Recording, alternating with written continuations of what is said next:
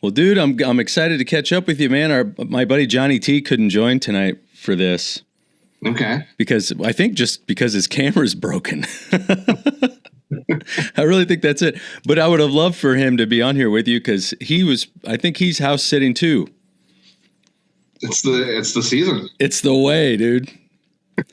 But it might bore him because this could turn into an archaeology conversation real easy.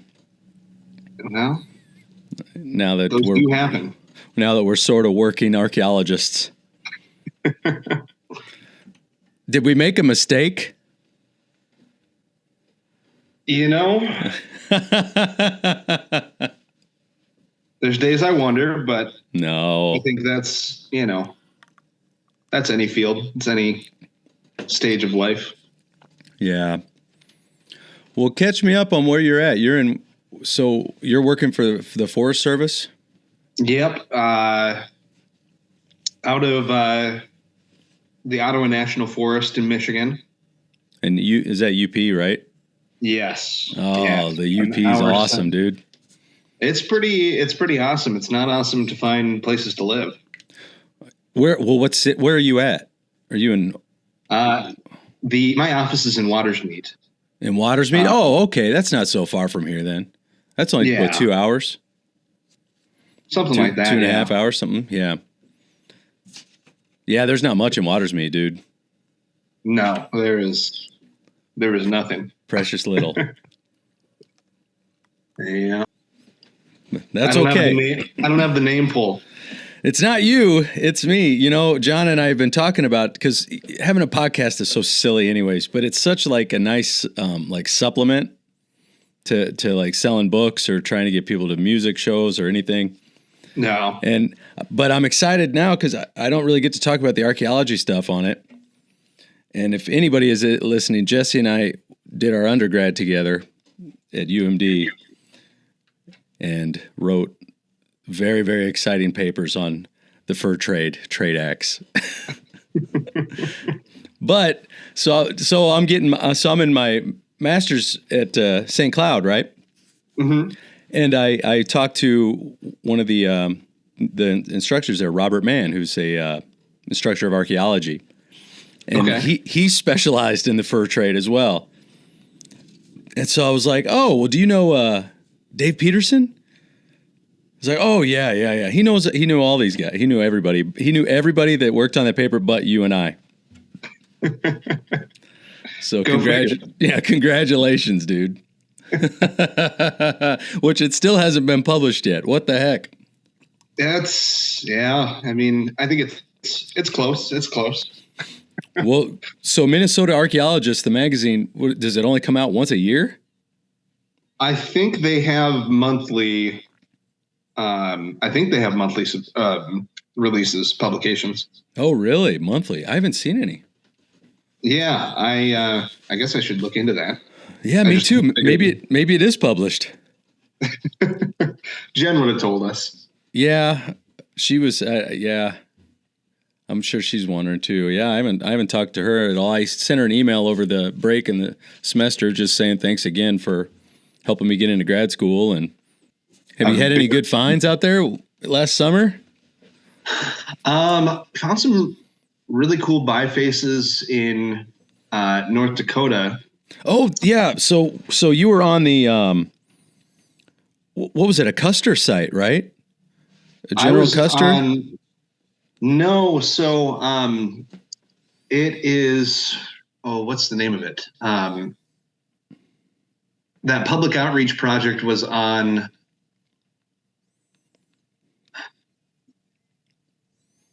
Not Writing Rock.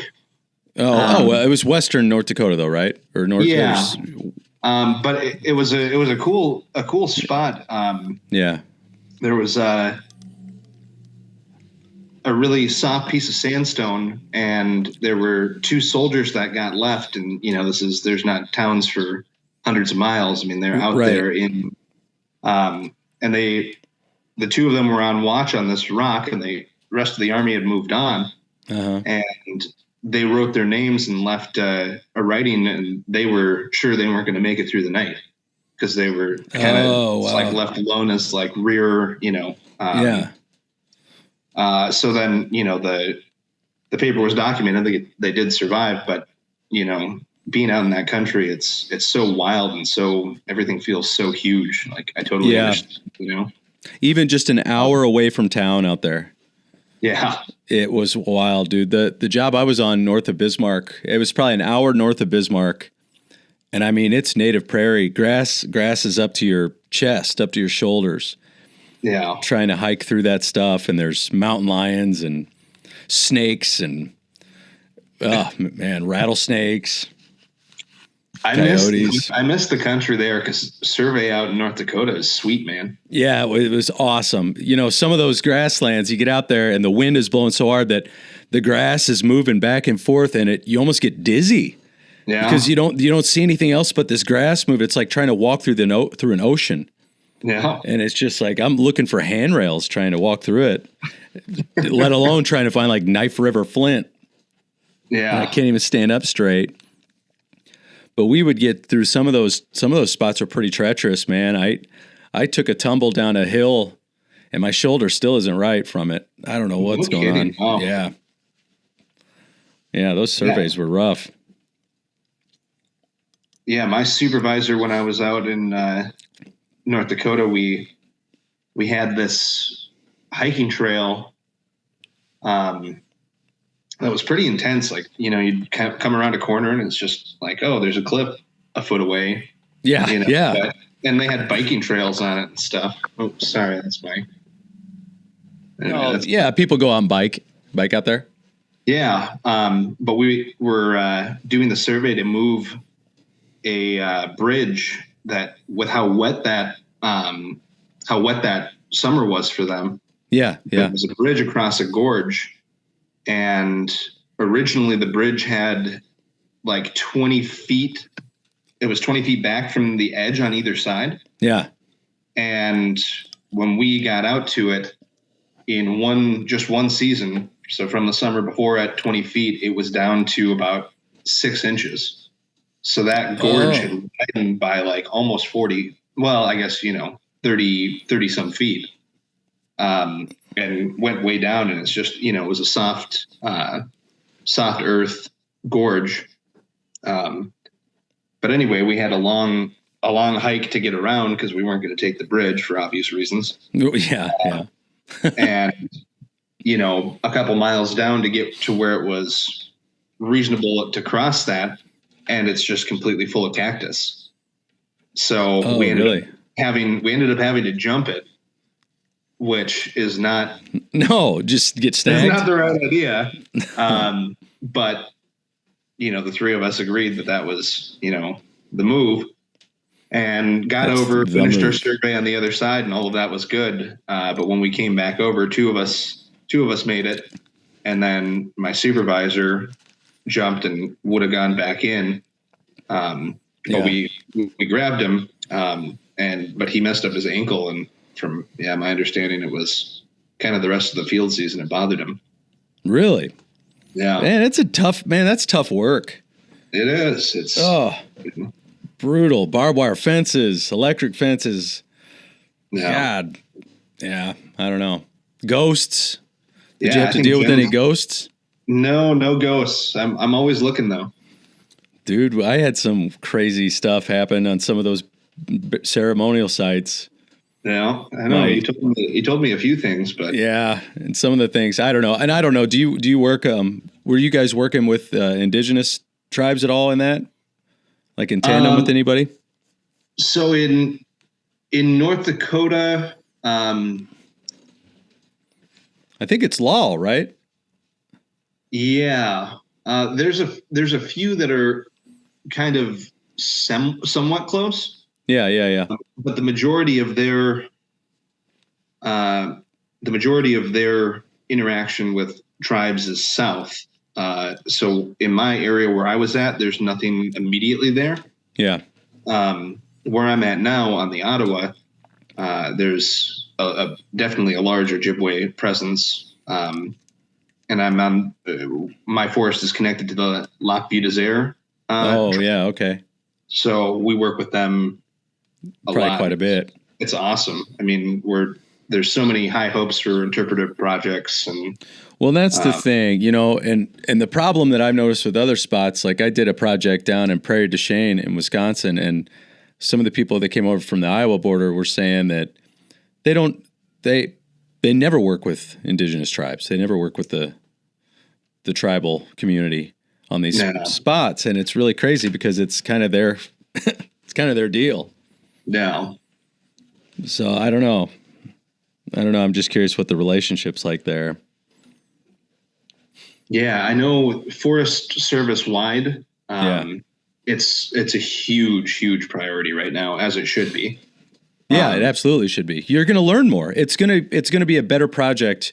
Just self-servingly, it's going to be a better project, let alone the moral issues behind it.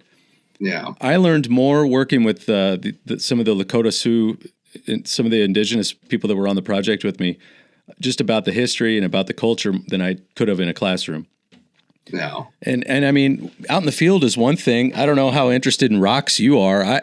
I'm not interested in the rocks so much. Thank God we have geologists out there to take care of that part. Oh man, I go crazy over the rocks. So. I know you do, you dork. God, you guys, there's something to it, and I get it. They're pretty and they're gorgeous, but I don't know. I'd rather think about the cultural stuff, I guess. I don't know. No, well, obviously I would as well, but you know, it's the natural side of things.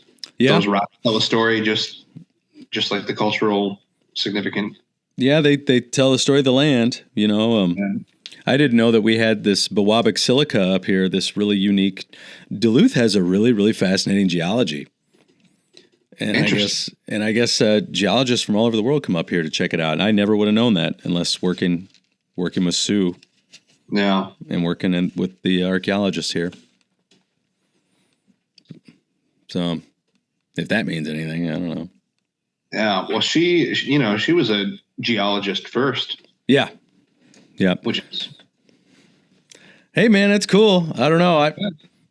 It's two sides to it, man. Yeah. You need both. It's where the money is. Geology? Isn't that a shame? Dude, nobody wants to pay. The cultural stuff is going away anyways. They're trying to integrate the anthropology department into the sociology department at UMD. Yeah. Same with like the classes at St. Cloud. They're so small. Nobody enrolls in them anymore. They're going to be lost to time because of this push for STEM. And we do need STEM. We absolutely need STEM. But I am a firm believer in that some of these social sciences, maybe not necessarily like sociology, things like that should be, but anthropology should be a requirement for people, for like economics, for everything, I mean, you can study cold hard science, but with the humanities not in there. Yeah. I don't know. We've got some news for you out there in the Oddville world. We have some new merch available. The Oddville hoodie, t-shirts, coffee mugs, and more. Get it at teal-island.com and use code Oddville for 10% off. Be sure to check out adultstorytime.net and consider a monthly subscription to John T's creative endeavors. We appreciate your support. Please rate, review, and all of those things. Yeah, I just kind of got everything checked off for it, but I get to, I'm going to be on I guess it's a 10-day sailing cruise from Rome to Athens. Cool. When are you doing that? Here in March. Really? What's that for? Just for the heck of it? Yeah. My sister's a travel agent. Oh, cool. Lined up some decent deals and airfare and. Yeah. But I've kind of done that trek. When I was younger, I went to Athens and I was backpacking, and I was in a huge hurry for a taxi in the morning. and I forgot my shoes. I thought they were in my bag, so I just ran out to get in the taxi barefoot. Turns out I had left them in the hotel, and I had gone, and we were trying to figure out like a way to get on a train, or we were just trying to figure out how to get. We wanted to get to Italy. Yeah. We were young and poor, and so we saw down ferries heading across the way, and so we snuck on the back of one. My girlfriend and I did, and it was like a 16-hour ferry ride. And we just hung out in the restaurant area, got drunk, and I was barefoot. Got to Italy and just had to walk around Italy barefoot for a long until I could get some money to buy some shoes. It was brutal, dude. Nasty. Oh man, yeah, I can imagine. You're gonna have a blast doing that. Yeah, I'm excited for sure. Have you ever been to Europe? No, this is first Europe time trip. Yeah. Hell yeah, dude. Athens especially, man. God, I'm so jealous of that. Well, the last time I had a big international trip booked, COVID hit when I was supposed to go to Japan. So, oh, right. Right. It's not too late. So I'm hoping, fingers crossed, that nothing comes up between now and then. But if you could do archaeology anywhere in the world, where would it be? Would it be like Athens, or that's kind of the dream gig, you know? Yeah. I don't know. I love, Mesoamerica, Central South. I'm really Yucatan. Yeah, I'm really still high on the idea of underwater archaeology. Yeah, me too, man. I tried get on with Search Incorporated. You seen that? Yeah. That company? Yeah. But I've heard some, some negatives, that it's obviously something that appeals to a lot of people, and the job market for that niche is extremely small. Oh yeah. Yeah. So, hey man, you got to play the game. Yeah. Got to play to win, dude. There's folks out there doing it. So it's not the realm of possibility, but that's the only difference between them and us, is they're doing it. We just haven't gotten the job yet. Yeah. Right. Fair enough. Yeah. I don't know where I would go, man. Mesoamerica would be sweet. Obviously the Middle East would be a dream. Yeah. Especially before they blow it all up. Yeah. God, I hope not. I know it. And a lot of the stuff with the native stuff too, like as I'm sure you know, that's kind of like secretive. No. And they, a lot of, and rightfully so, like a lot of the stuff I learned in North Dakota, and I didn't learn, you know what I mean? I don't know anything. Yeah. Just because they couldn't tell you. Yeah. So like if you find an effigy, like we found these cool stone turtles out in the hills.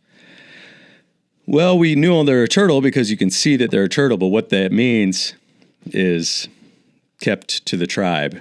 That's not public knowledge. And they wouldn't tell me. No. So whatever. I don't want to know. If I'm not in the cool club. I'd go all over, dude. I'd go I want to try and go to Texas. I want to go all over the place and do it, man. Yeah. Southwest would be awesome. That's a tough one to break into too, apparently, is what I was told. Dude, they sent me an offer for San Diego, and it was the hardest thing I've ever done to turn it down, dude. Really? Oh, yeah, you should have done it. Man, looking at what the next 3-4 years would for my salary would be, I'm like, yeah, I know I can't afford to live there. Yeah, no kidding. And probably can't for, again, 2 or 3 years. Yeah. That's a long time to live in a cardboard box. No kidding. Oh, you're an archaeologist. Just camp. Yeah. Yeah. The 3-year camp. The 3-year tent, baby. Yeah, I think part of it is the lack of understanding of how significant it is. And they're, if they look at numbers and they're pushing for STEM because that's, well, I get it. Focus. I get it. I'm not anti-STEM fields at all. No, I'm not at all. Of course not. But there needs to be more than. Well, it needs to be a balance, I'm so, all that work that we did in our undergrad of like decolonization and just looking in different lenses. I think it's so valuable in fields like economics, fields like business and marketing. And I don't know, it's just important to understand that we're a product of our worldview. No. And if you can maybe try and understand other worldviews, you get a more rounded picture. No. People are healthier. It's a healthier world. Yeah, I mean, people that travel have open perspectives, and they're generally people. It's not. Yeah, and not everybody has that. Not everybody's lucky enough to be able to do that, and I totally understand that. Yeah. Not everybody can travel. I get it, man, and so, but you can read. Yeah. There's ways to explore other worldviews from your own home. Yeah. And I think the reality is, I kind of disagree with you, because most anybody can travel now. What do you mean? What do you mean? I mean, like the avenues available for travel, internationally. Oh, well, yeah, it's possible. It's expensive. Some people have families and jobs at home, and it's just hard to really leave them, Yeah. So that's my point, is like, if you want to I think you should prioritize travel, but plain and simple, like, I couldn't just get up and go next week. It would be like, I'd have to plan it 6 months from now, which I do that, but it's just hard, man. But I guess my point is, it's not an excuse to not expand your worldview. No, 100%. And I mean, like, what kind of world would it be if we had like values of like gratitude and reciprocation to the land and things? And if we took that mentality and applied it to economics, or like the marketplace, the capitalist marketplace. And I'm not an anti-capitalist either. I want everybody to buy my book, please. Which is on sale right now for 99 cents on Kindle, limited time. But just the whole it's just a shift in like attitude and worldview. No. Remember the honorable harvest? Yeah. Yeah, that's what I'm talking about, man. Kimmerer. Yeah. Braiding Sweetgrass. Which everybody should read that book. That was one of I thought the more compelling books that I read through my time. Yeah, one of the best books I've ever read. No. All because we took an anthropology class. What do you know? Yeah. Wouldn't have got that one in economics. Yeah,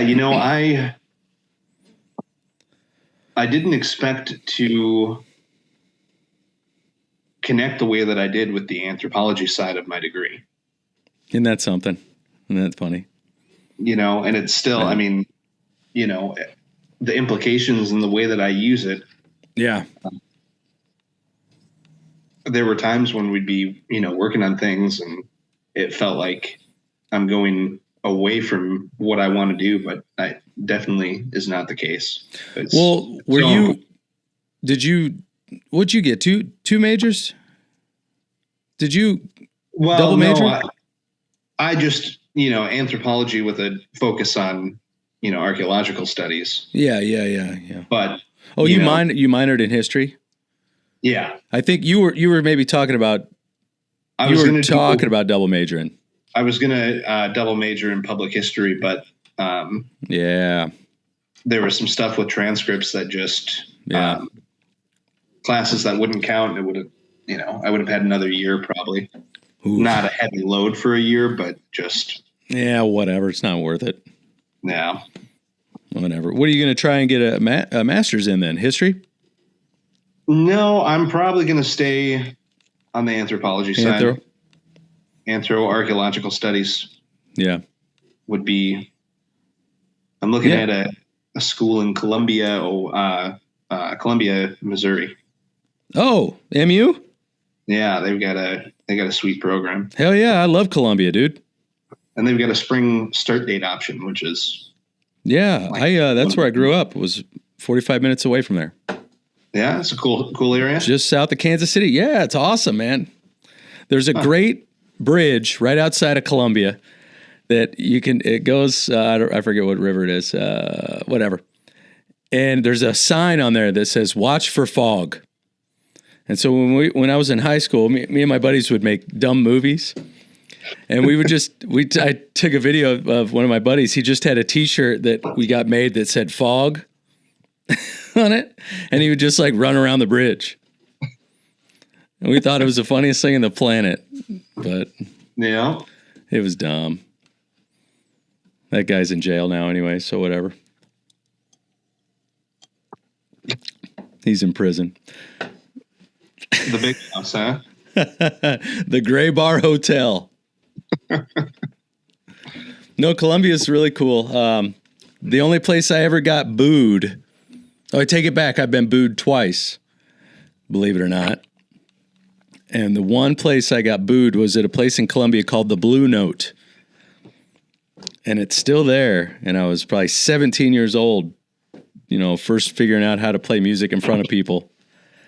And my guitar was really out of tune, and Jim's guitar was really out of tune, but not in the same ways.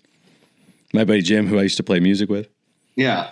And people were booing and booing and booing, and I was so panicked I couldn't figure out how to tune. And I was just crumbling on stage. Oh, man. And I've never gone back. I should book a show there and go back and redeem myself. The Blue Note Redemption Tour. The Blue Note Redemption, dude. That's right. I got the KC hat on right now. Yeah. That's right, buddy. Dude, that'd be awesome if you went to Columbia. Yeah, it's hard to look at the winter we've been having down here. Like 50 degrees today down not that far from you. Yeah, guess what? You know what that means? We're going to have a smoky summer again. Yeah. I know. I'm not happy about I'm not either. That side of things, but man, I hate the cold. I do too. But dude, we're going to be out this summer, dig season. We're going to be out on some nasty air. Yeah. It was terrible last year. It was almost unworkable some of those days. Yeah. Did they make you work them? Yeah. There's fire management is just part of the job. Yeah. Even if the air quality is dangerous. We would pay attention to it. Yeah. And a lot of times, you're planning out your week as far as yeah. reporting, it's moving the whole process where I'm just, prior to here, it was just send me in the field as much as the field work to do. So it helps though if you have you're looking at your week of time, you have to do X, Y, and Z. Yeah. If it doesn't cooperate, you can do, you can move those things around and not be set back as much as, like Sue, she's dead in the water if the weather turns against her, but. No, I know it, but that's just part of it too. Yeah. You got to deal with it. I hated it. We only went in, we shut it down maybe two or three times in the summer. Yeah. From the air quality. It was so bad. But it was like so bad that you'd be out there and like I would get physically like I would get confused. I wasn't making any sense. No. I was tired. Like it was legit. It was dangerous. No, it's scary stuff, man. Check this out. Archaeology news. Ancient Egyptian woman diagnosed with rheumatoid arthritis.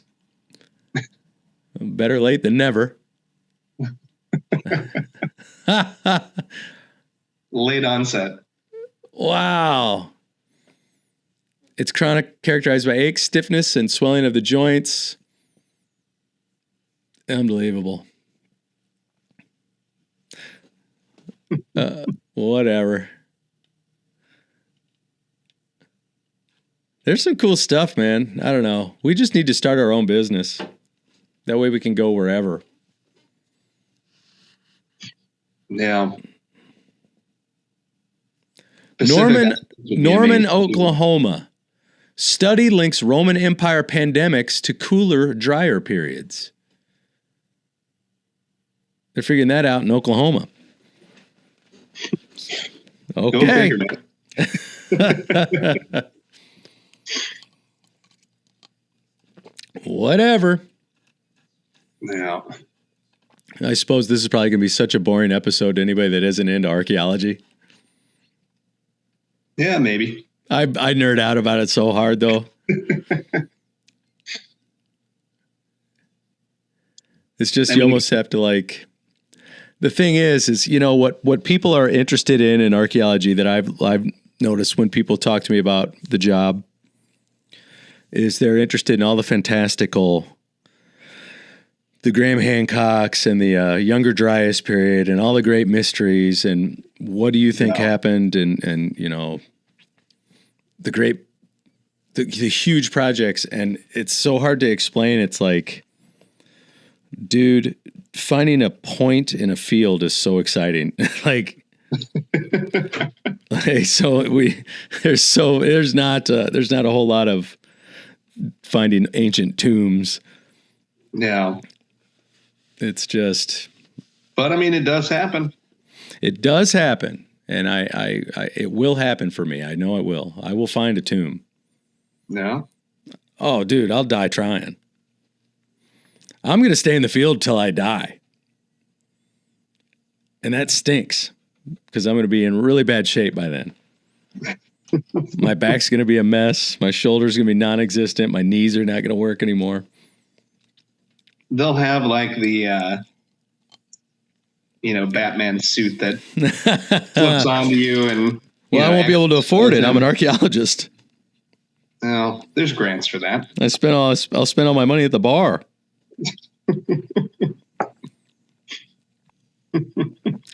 Oh, dude, speaking of crazy, crazy history. Gosh, I don't know if I should talk about this or not. Okay, I can say this, and then I'll ask my mother if it's okay to put it publicly. And I might cut this out if she doesn't want me to, just only because we don't really know the truth, and it's really kind of silly, and it makes my great grandfather seem like kind of a scam artist. I've got a similar story. Okay, then all right. Well, then maybe you go first then. That way I don't have first. Okay. If I cut it out, we're good. All right. Here's the cut point. If my mom says no, it's going to go right to Jesse telling his story. Cut.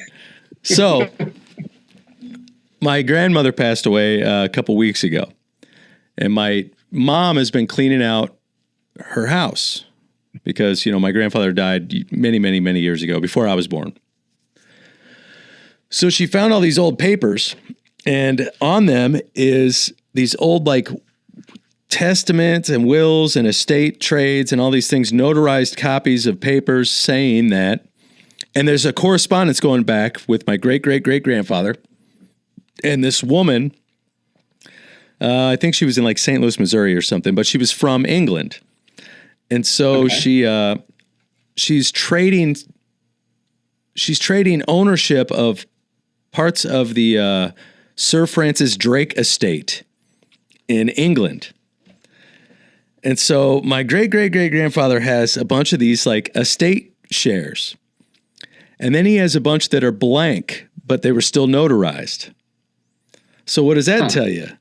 You can't, like a notary has to notarize them at the point of two people signing them. Yeah. So she thinks that this was a scam of some sort, right? So we're going through and looking up. I'm going to find a estate scam. We're going through and looking up like all this stuff, and it turns out that he had a bunch of these things that maybe he was selling them to people. He might have been a scam artist. Because now there's this guy named Oscar Hartzell who died in 1943. He was a con man, and he claimed, so we found this after the fact, and he had rightful ownership of the estate of Sir Francis Drake. And he swindled over $2 million from people, from like 80,000 people in this time. And he was from Illinois. So, let's see. So we think that either my great-great-great-grandfather was in cahoots with this guy, or he just got scammed. And he might have just got scammed. But what makes me think he was in cahoots is all the blank ones. I mean, hey. It's pretty cool, dude. Writing runs in the family. You write books. He wrote, scams. For, dude, I think it's cool, man. It is. I want to take a look. Like the papers are, the old, like the papers are from like 1902, and they're just the old crispy, Yeah. Well, you don't hold stuff like that if it doesn't have some connection. Right. Yeah, it was just wild. It's probably been in the basement for 50 years, my grandma's house. No. So I wonder what else she has down there. Excavate. I'm going in, dude. I need to go and do some historical research. Phase 3, man. I'm phase 3 in this, dude. We're getting the shovels out. I'm digging in. Run your quads and get after it. Oh God, this episode's so dorky. Nobody's gonna care. So what? Did you get scammed or what? My family story. Yeah. So it's nowhere near as interesting as that. Oh. But so my great grandfather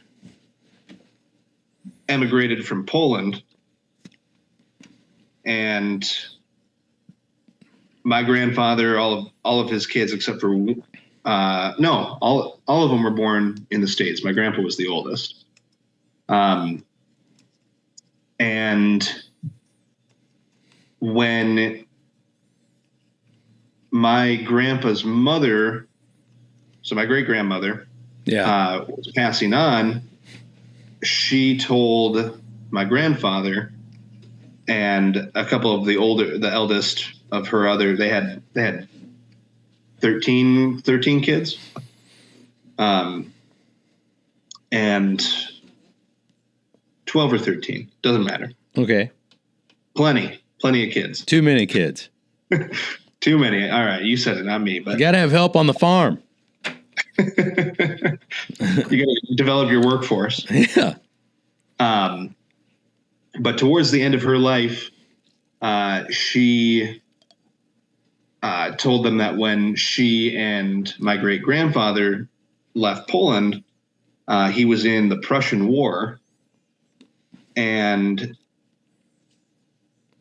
traded dog tags with a dead soldier. Oh. And traded identities with him.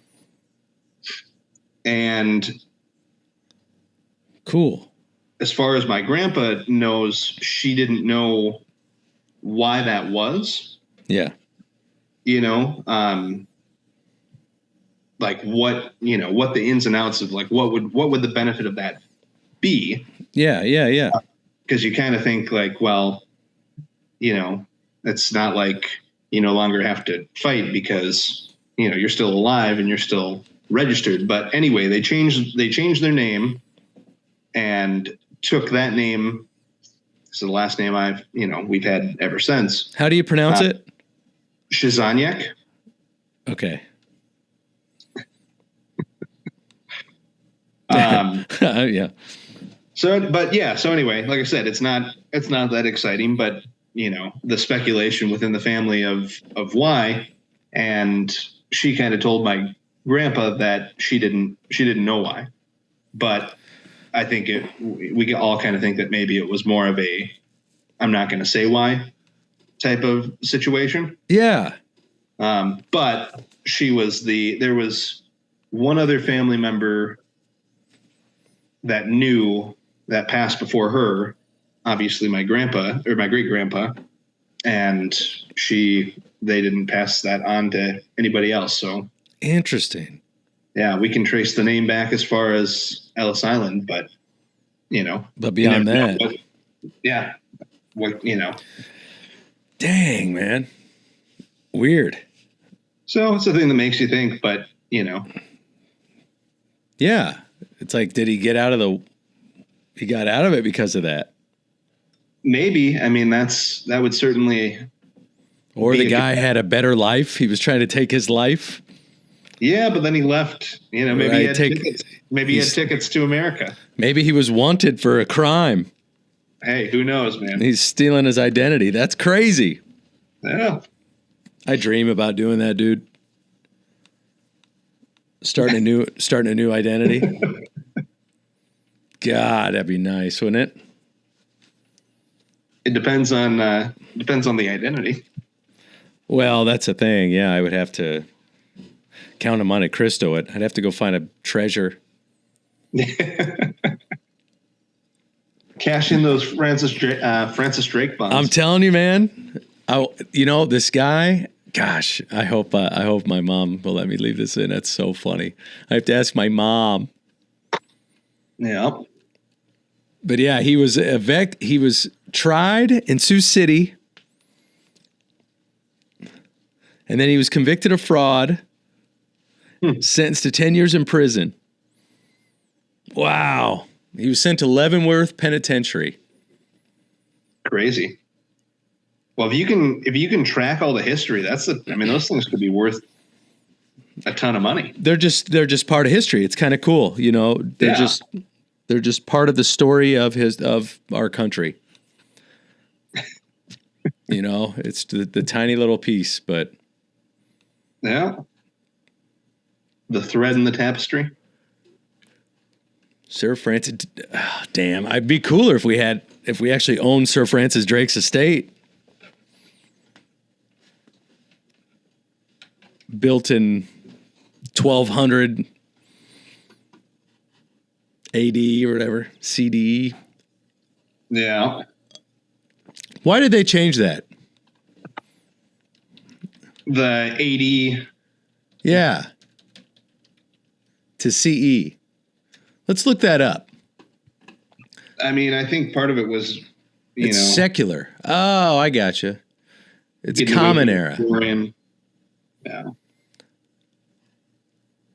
I never knew that. Anno Domini.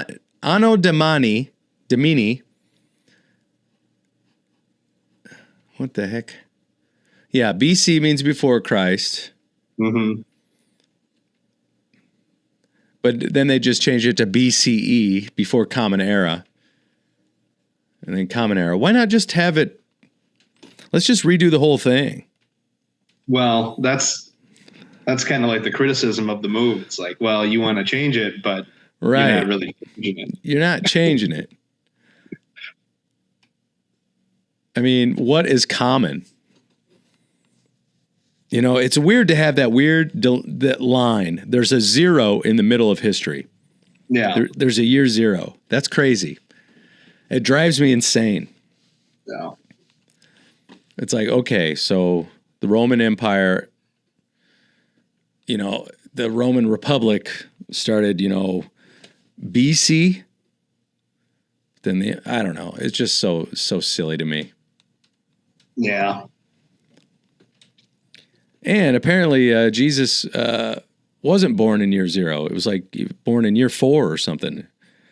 Like evidence points that it was 4 years old. Rome was on both sides of zero. Mm-hmm. That's what I mean. The Republic and then the Empire. It's like, I don't know. Yeah. Dumb. It just makes everything else seem so dated. Yeah. Let's see. by, yes, the beginning of numbering the years like that to the date of birth of Jesus was conceived around the year 525 by the Christian monk Dionysius Exiguus. That's a badass name, dude. No. Dionysius Exiguus. He did this to replace the dominant era of martyrs system. Oh, okay. Because he did not want to wish to continue the memory of a tyrant who persecuted Christians. I see. Okay. So it was a monk that did this. Wow. Dang, there's a lot of history behind there's a lot of history of labeling history. Holy crap.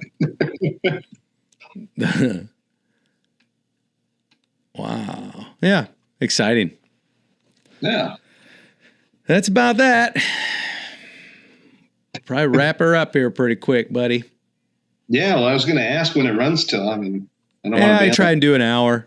But sometimes it takes everybody to warm up 10, 15 minutes. So I try and do an hour 10. Yeah. Give everybody a little chance to warm up. I don't know. Are you promoting anything? Want to promote our magazine article? Everybody should buy a copy of Minnesota Archaeologist. Yeah, but not for a while. Not until it comes out. But here's the thing. Start now. Subscribe to it. Everybody should subscribe to it. Is it a subscription based? Right now, you can't miss it. Right? It's subscription based. Hold on. Let's give a good plug to this. I'm going to look it up. Well, I'm pretty certain. That kind of makes you feel better about, Yeah. No kidding. We didn't miss, 12 possible publications. We just missed one. It'll be out in the year 2026. No. Get it now. I'll tell you what, I'm going to figure it out, and I'm going to put a link on the YouTube video of this just in case, because people should do that and support your local historians. Yeah. It does help. It does go to a good cause. People don't realize how much work goes on behind the scenes of this stuff and how unthanked all these people are. Keeping heritage alive and keeping the identity of who we are alive and working to change it, like, decolonizing a lot of the history, which is really important. Yeah, absolutely. It's the identity of the land. Minnesota didn't just appear, yeah. In 1860 or whenever, 1858 or whenever Minnesota was made into a state. Yeah. In fact, it was taken, that's a Dakota name, is Minnesota. There's a third, Minnesota something, Bedote or something. Yeah, I think there's Minnesota Makote or something like that. I think there's 20 states or 22 states that indigenous names. Yeah. Or derived from. Derived, yeah. But Minnesota is like literally a Dakota term for like clear water and something else. I can't remember. And it's like the creation story of the Dakota people people started in Minnesota, like on Millsack Lake. Like this is where people came from. This is where they started. This land. Sioux word meaning cloudy water. Cloudy water. Okay, not clear water. Yeah. Yeah, Minnesota. The opposite. The opposite of Clearwater, yeah. Well, the follow-up, though, says... I'm going to cut that out. Sky-tinted water, so thinking of clouds. Reflective water. Yeah, which that's way cooler than, murky water. Yeah, and Clearwater. That's cooler than Clearwater. And I learned, a lot of the treaties, too, that went in Minnesota, too. I'm reading right now a book about not about that only, but I'm in a section of a book that's talking about the translations. And, the Dakota had a word for earth that was like akin to mother, and I think it was Ina, maybe, I-N-A, Ina. Okay. And when they translated the land treaties to the Sioux, there was no way to describe to them in their language selling land. Like So that's what people don't realize is like they didn't just sell land because it was a good deal. Like the language was trickery. There's trickery in the language. Yeah. And if you were to translate, which hasn't been fully done today, still it hasn't been fully translated, the treaties that were written in Dakota, in the Dakota language, the language is more of like akin to when you get to the land section, it's you agree to throw this land away. Which is like a crazy trick. You know, I don't know. It's just so fascinating. But going back to, you know, I don't know, supporting historians because they're doing good work. They are still doing really, really good work on all this stuff. And it's hugely important. No. So I'll get off my soapbox. Well, just on that same final thought on my end here is that, you know, you look at cultures that had written language that had, you know, these complex historical systems that kind of persisted from there. Mm-hmm. There's still tons we don't know. For indigenous tribes. Oh, yeah. No written language, you know. Oral traditions. And all the work that previous iterations of the American government did to erase, you know, discourage, eradicate in any way they could. Yeah. You know, those things will just disappear if there aren't people doing and you know, working with the tribes. Yeah. Oh, yeah. You know, record their histories. So yeah, languages become extinct that way. Cultures become extinct. Yeah. And again, you know, even the complex ones get forgotten. Not saying that indigenous cultures aren't complex, but you know, from a recordation standpoint. Well, they are complex, but the thing is they've been so overly simplified. Yeah. In the past that the complexities are lost. Mm-hmm. And that is the problem. It's like it is kind of simplified. Yeah. And that's sad. So yeah, I don't know. Very much so. It's interesting. It's interesting working. It's interesting being able to work so much with the tribes. I don't know. I'm learning a lot still. Yeah. I hope to keep learning anyways. Yeah, I feel it doesn't slow down on that front. No, thank goodness. Mm-hmm. Right on, brother. Yeah. Well, it's good to catch up with you, man. Yeah, no, it's been too long, man. I hope I didn't bore you to death on here. No, this was a blast, dude. Well, we just bored your listeners. Oh, we don't have any listeners. As soon as they tune in and see Johnny T isn't with us, they're going to cut. They're going to be gone. Well, you know. But they will be happy because I didn't bring up Taoism and I didn't bring up near-death experiences or ghosts. And that's usually what I bring up in all of them. I am the most fiction-based scientist you'll ever meet. No facts at all with me. It's all feelings. Metaphysical scientist. It's all feelings with me. I'm a feelings scientist. All right, buddy. Yeah, I'd love to do it again sometime. Oh man, we'll get you on again. We'll get you on with John and keep me posted on that project. If I can help with any grant writing or anything, let me know. Yeah, sounds good. Or even just looking over it. And happy to help, buddy. Hey, I appreciate it, man. Thanks for having me on. All right, broski. We'll talk soon, man. All right. See ya. See ya.